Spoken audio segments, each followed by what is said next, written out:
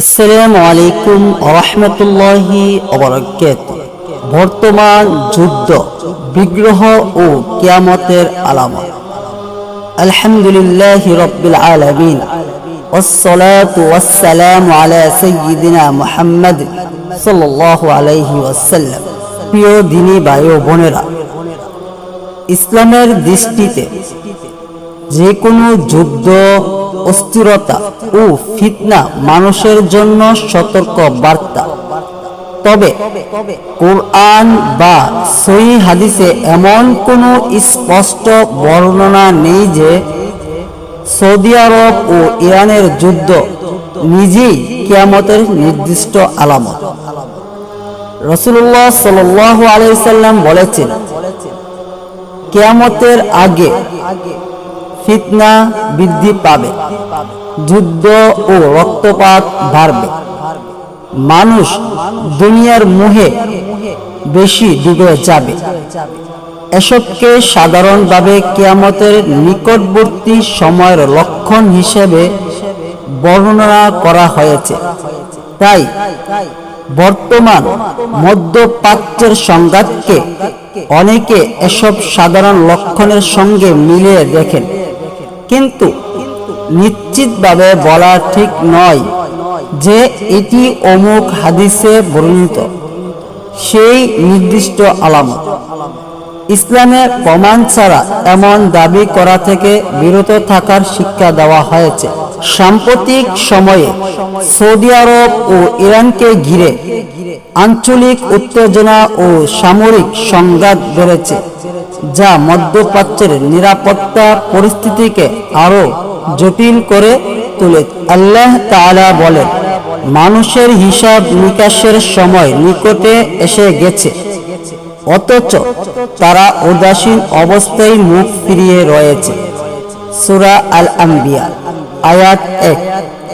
রাসূলুল্লাহ সাল্লাল্লাহু আলাইহি সাল্লাম কিয়ামতের আগে বহু ছোট ও বড় আলামতের কথা জানিয়েছেন। ছোট আলামতের কিছু উদাহরণ: মানুষের মধ্যে ফিতনা, ফাসাদ বৃদ্ধি পাওয়া, হত্যা ও রক্তপাত বেড়ে যাওয়া, অশ্লীলতা ও গুনাহ প্রকাশ্যে ছড়িয়ে পড়া, আমানতদারিতা কমে যাওয়া, দ্বীনি জ্ঞান কমে যাওয়া এবং অজ্ঞতা বৃদ্ধি পাওয়া, দুনিয়ার সম্পদ ও ভোগ বিলাসের প্রতিযোগিতা বেড়ে যাওয়া।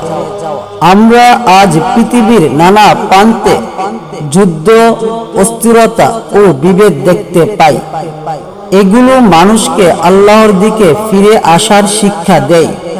তবে কোন নির্দিষ্ট যুদ্ধ বা রাজনৈতিক ঘটনা সম্পর্কে নিশ্চিতভাবে বলা ঠিক নয় যে সেটি হাদিসে বর্ণিত নির্দিষ্ট কিয়ামতের আলামত। এগুলো মানুষকে আল্লাহর দিকে ফিরে আসার শিক্ষা দেয়। তবে কোন নির্দিষ্ট যুদ্ধ বা রাজনৈতিক ঘটনা সম্পর্কে নিশ্চিতভাবে বলা ঠিক নয় যে সেটি হাদিসে বর্ণিত নির্দিষ্ট কিয়ামতের আলামত, যদি সেই বিষয়ে সহিহ দলিল না থাকে। সহিহ হাদিসে উল্লেখিত বড় আলামত গুলোর মধ্যে রয়েছে ইমাম মাহদীর আগমন, দাজ্জালের আবির্ভাব, ঈসা আলাইহিস সালাম এর পৃথিবীতে অবতরণ, ইয়াজুজ ও মাজুজ বের হওয়া, দুখান অর্থাৎ ধোঁয়া, দাব্বাতুল আরদ সূর্য পশ্চিম দিক থেকে উদিত হওয়া, তিনটি বড় ভূমিধস, ইয়েমেন থেকে আগুন বের হয়ে মানুষকে সমবেত করা। আমরা কিয়ামতের আলামত নিয়ে অযথা অনুমান না করে নিজেদের আমল সংশোধনে মনোযোগী হই। সম্মানিত দ্বীনী ভাই ও বোনেরা, আজ পৃথিবীর দিকে তাকালে আমরা কি দেখি? কোথাও যুদ্ধ, কোথাও ক্ষুধা, কোথাও নির্যাতন, কোথাও মুসলিমদের কান্না। এমন পরিস্থিতিতে অনেকেই প্রশ্ন করেন, এগুলো কি কিয়ামতের আলামত? আল্লাহ তাআলা বলেন, পৃথিবীতে বিপর্যয় সৃষ্টি করো না।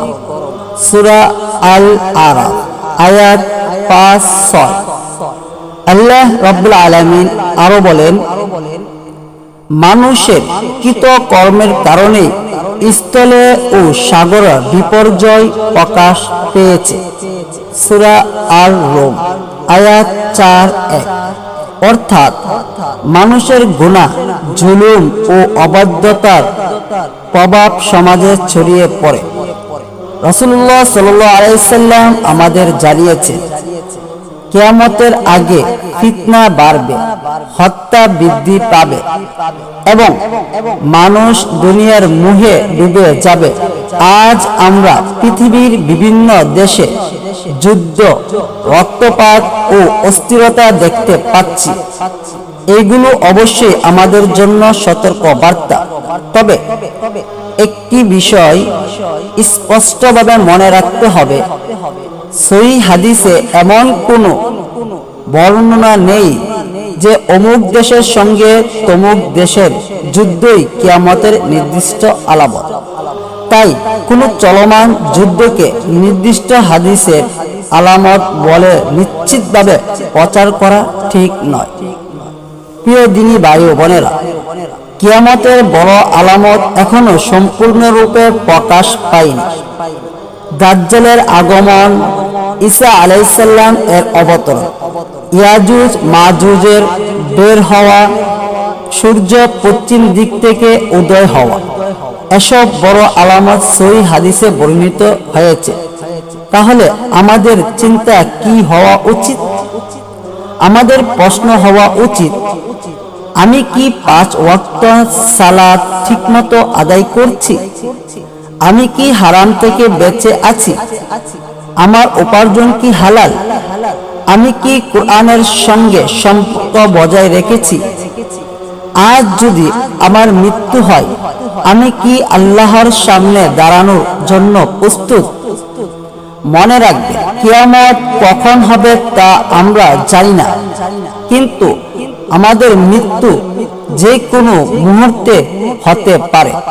তাই একজন মুমিনের আসল প্রস্তুতি হলো তাওবা, ইবাদত, নেক আমল এবং মানুষের হক আদায় করা। আসুন আমরা যুদ্ধের খবর দেখে শুধু আলোচনা না করি, নিজেদের জীবন পরিবর্তনের চেষ্টা করি, আল্লাহর দিকে ফিরে আসি, গুনাহ থেকে তাওবা করি এবং মুসলিম উম্মাহর জন্য বেশি বেশি দোয়া করি। হে আল্লাহ, পৃথিবীর সব নির্যাতিত মানুষকে সাহায্য করুন। মুসলিম উম্মাহকে ঐক্যবদ্ধ হওয়ার তৌফিক দান করুন। আমাদের ঈমানের উপর অটল রাখুন এবং ঈমানের সঙ্গে মৃত্যু দান করুন। আমিন। ওয়া আখিরু দাওয়ানা আনিল হামদুলিল্লাহি রাব্বিল আলামিন। আসসালামু আলাইকুম ওয়া রাহমাতুল্লাহি ওয়া বারাকাতুহু।